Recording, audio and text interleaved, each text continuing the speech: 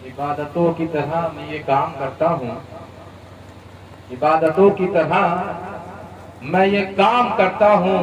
मेरा उसूल है पहले सलाम करता हूँ। अस्सलाम वालेकुम। अभी आपने हमारी पार्टी के प्रदेश महासचिव यूथ एहतशाम मंसूरी साहब को सुना, रईसुद्दीन मलिक साहब जो हमारे जिला मुरादाबाद के ओपनिंग बैट्समैन हैं, जिन्होंने हमारी पार्टी को सबसे पहले जीत दिलाई, उसके लिए उनका पहले मैं बड़ा शुक्रगुजार हूं। और तालियों से आप लोग, तालियों की गड़गड़ाहट से उनका शुक्रिया अदा करें कि उन्होंने हमारी पार्टी का कहना सफल किया। वार्ड नंबर 11 में इरशाद भाई आपके बीच हैं और उन्होंने ही मीटिंग का इंतजाम किया। मीटिंग माशाल्लाह मुझे उम्मीद से ज़्यादा लगी।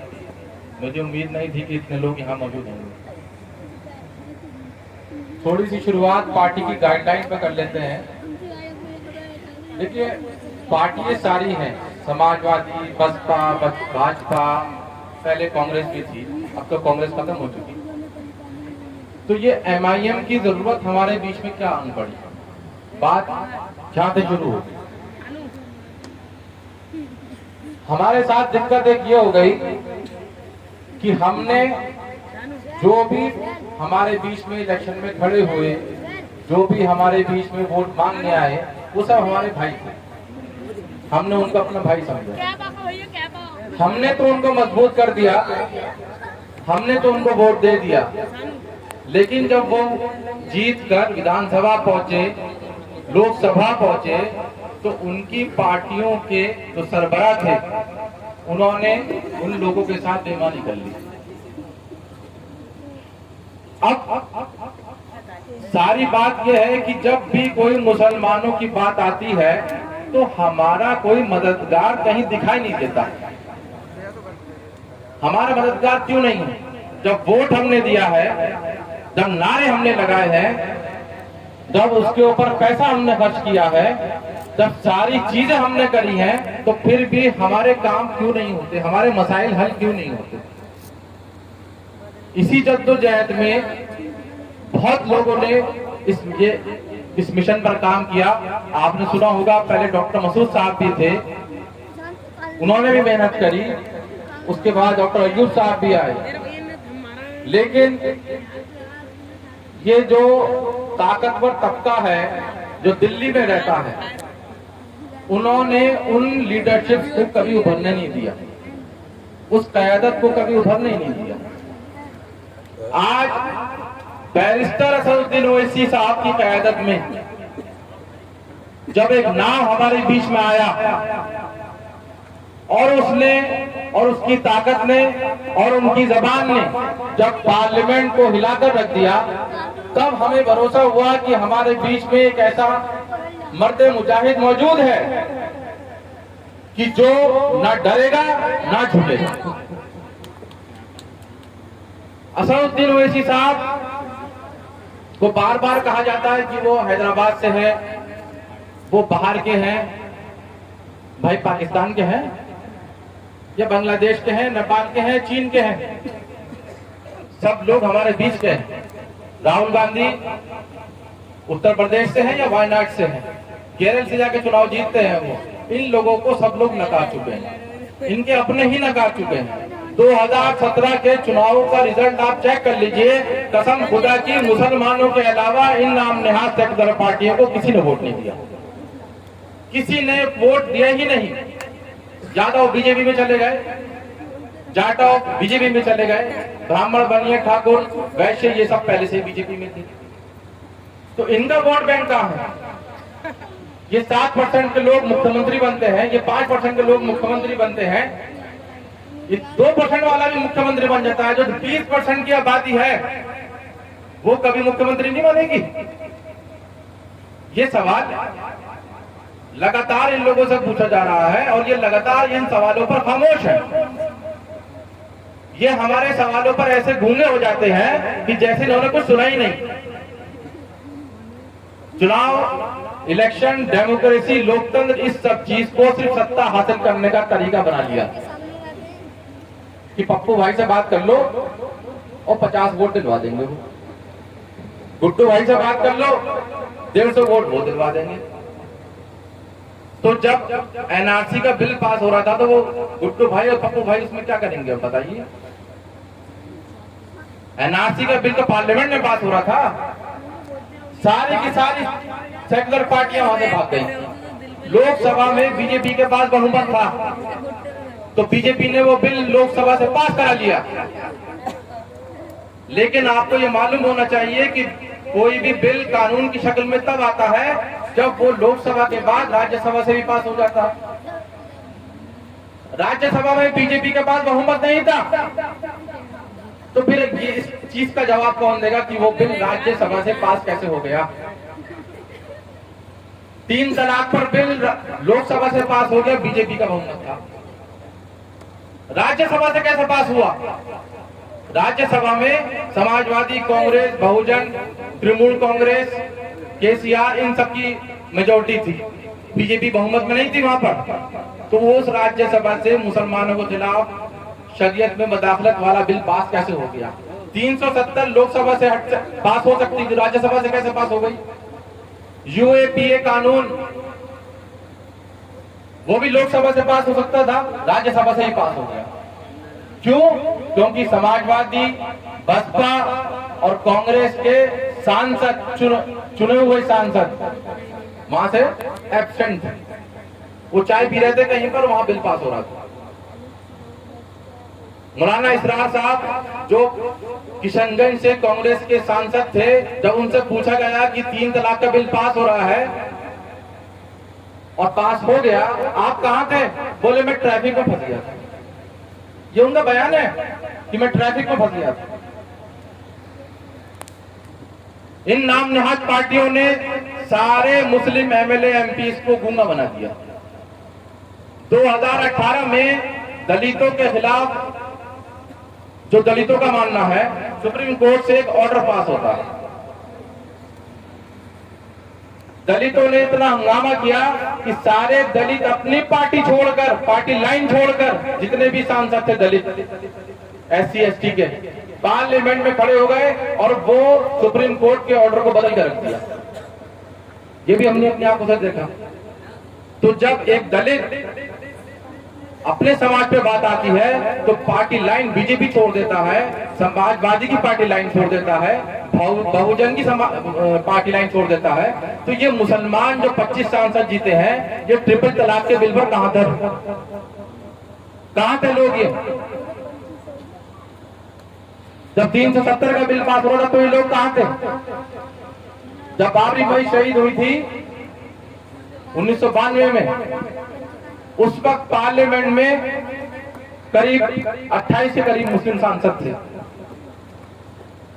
कसम खुदा की किसी ने कोई बात नहीं करी, सिर्फ एक सांसद था जिसने इस्तीफा दे दिया और दूसरा सांसद थे सुल्तान सलाउद्दीन, एक सांसद थे सुनील दत्त, संजय दत्त के पिता, जिन्होंने ये कहते हुए इस्तीफा दिया था कि मैं उस हुकूमत का, उस सरकार का हिस्सा नहीं बन सकता कि जहां पर मस्जिदों को तोड़ा जाता। और दूसरे सांसद थे सुल्तान सलाउद्दीन। बाकी लोग कहां थे? तो आपकी बात तभी करी जाएगी जब आप अपनी बात को मनवाने की ताकत रखते हैं। ऐसे लोगों को चुनिए जो गूंगे न हो।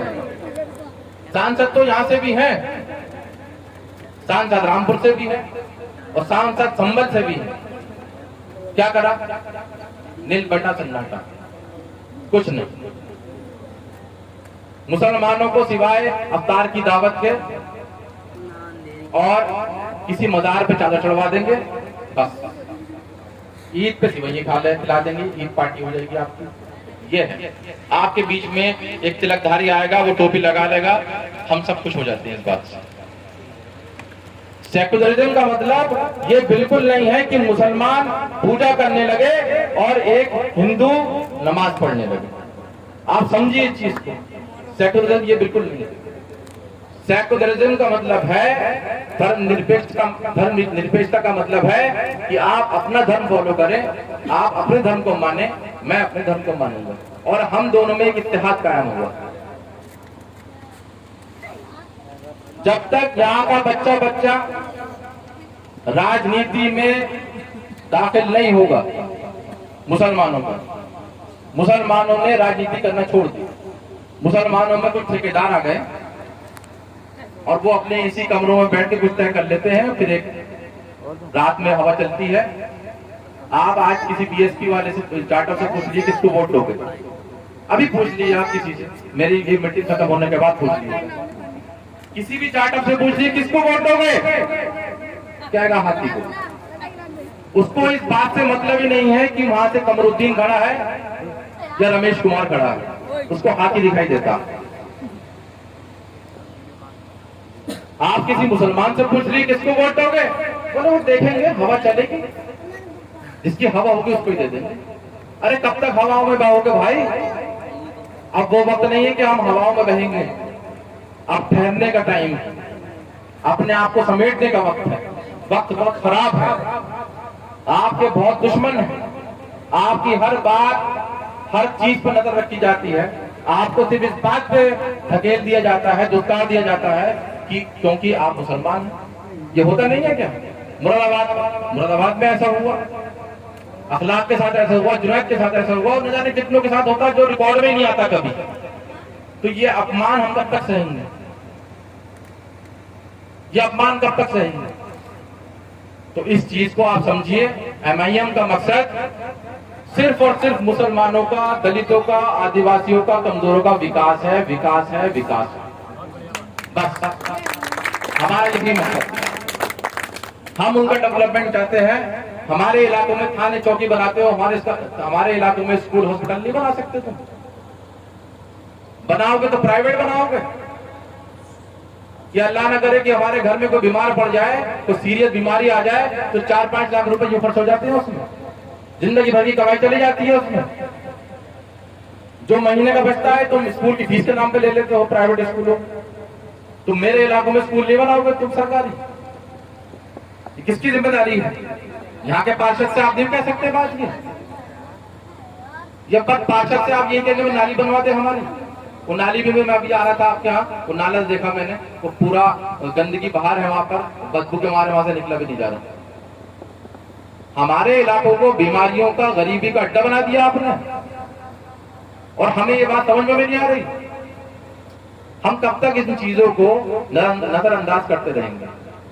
70 साल हो गए नजरअंदाज करते हुए। बुजुर्गों ने हमारे बड़ी कुर्बानियां दी, बहुत जुल्म भी सह लिया उन्होंने। अब ये जमाना जो है वो जुल्म सहने का नहीं है, अब ये बोलने का जमाना है। ईमान के 3 दर्जे होते हैं। अगर कुछ गलत हो रहा है तो ताकत से जो गलत हो रहा है उसको रोको। ताकत तुम्हारे हाथों में नहीं है, तुम नहीं रोक सकते, तो जबान से उसको बुरा करो, जबान से रोकने की कोशिश करो। हो सकता है कि तुम्हारे बोलने से वो जुल्म रुक जाए।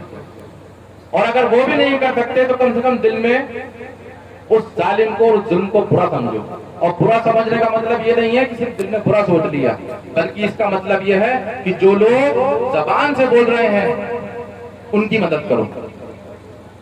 जो लोग ताकत से उस जुल्म को रोक रहे हैं, तो जबान वालों की जिम्मेदारी है कि वो उन जो ताकत से रोक रहे हैं उनकी मदद करें। इसका मतलब ये है। अगर हमारा ईमान ये भी नहीं है तो आपका और हमारा ईमान जो है वो खतरे में है। चेक करा लीजिए कि ईमान ये भी नहीं बचा कि गलत को गलत कह सके। तो मेरे भाइयों, यहाँ पे इरशाद मलिक साहब आपके बीच में मैं भी घोषणा करता हूँ इस चीज की कि एमआईएम के इंशाअल्लाह ये वार्ड अध्यक्ष हैं और अपनी पूरी कमेटी के साथ आपके बीच में रहेंगे। जोरदार तालियों से स्वागत करिए इरशाद मलिक साहब का।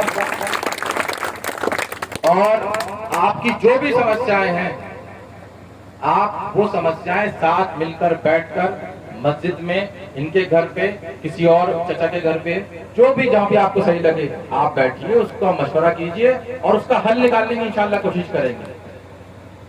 सिर्फ कहने सुनने से सोच लिया ऐसा कुछ नहीं। अब अमल का टाइम है, अमल का वक्त है। तकरीर में ज्यादा लंबी नहीं करूंगा, बस इसी के साथ और इस शेर के साथ आप लोगों से रुखसत लेता हूं।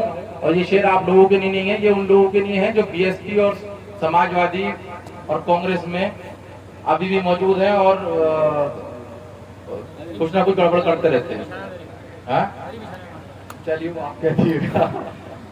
कि ये साजिशें, ये अदावत, ये रहजनी कब तक।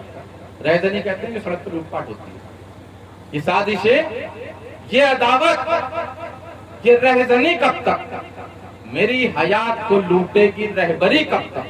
रहबर तो यही है ना। अभी तो हम तो अभी मेहनत ही कर रहे हैं, हमारे तो नंबर ही नहीं आया।